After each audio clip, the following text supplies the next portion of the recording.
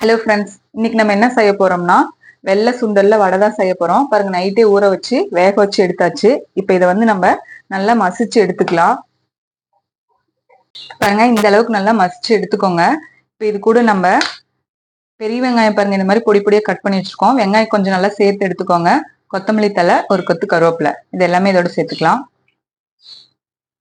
கொஞ்சமா ஜீரகம், தேவையான அளவு உப்பு, இஞ்சி பூண்டு பேஸ்ட் ஒரு அரை ஸ்பூன் எடுத்துக்கோங்க. காரத்துக்கு ஒரு அரை ஸ்பூன் வந்து மிளகாய் தூள் சேர்த்துக்கோங்க. இதுல நம்ம பச்சை மிளகாய் சேர்க்கல. பச்சை மிளகாய் சேர்த்தா பசங்க வந்து எடுத்து எடுத்து வச்சிருவாங்க. அதனால நம்ம மிளகாய் தூள் தான் சேர்த்திருக்கோம்.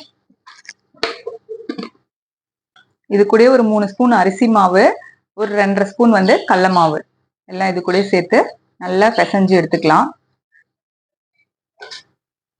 பாருங்க, இந்த மாதிரி நல்லா பிசைஞ்சதுக்கு அப்புறம் உருண்டை பிடிச்சி வடை சேஃப்க்கு நல்லா தட்டி எடுத்துக்கலாம்.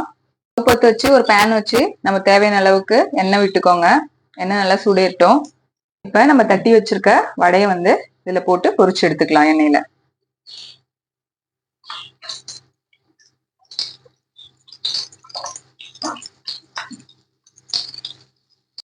பாருங்க, நம்ம வடை ரெடி ஆயிடுச்சு. இப்ப நம்ம இதெல்லாம் எடுத்துக்கலாம். அவ்வளவுதாங்க, சுண்டல் வடை பாருங்க ரெடி ஆயிடுச்சு. இதுல வந்து சாஸ் தொட்டு சாப்பிட்டீங்கன்னா நல்லா டேஸ்டா இருக்கும். நீங்களும் கண்டிப்பா இந்த மாதிரி செஞ்சு பார்த்துட்டு எப்படி இருக்குன்னு சொல்லுங்க. இந்த வீடியோ உங்களுக்கு பிடிச்சிருந்தா லைக் பண்ணுங்க, ஷேர் பண்ணுங்க, சப்ஸ்கிரைப் பண்ணுங்க. பாய்.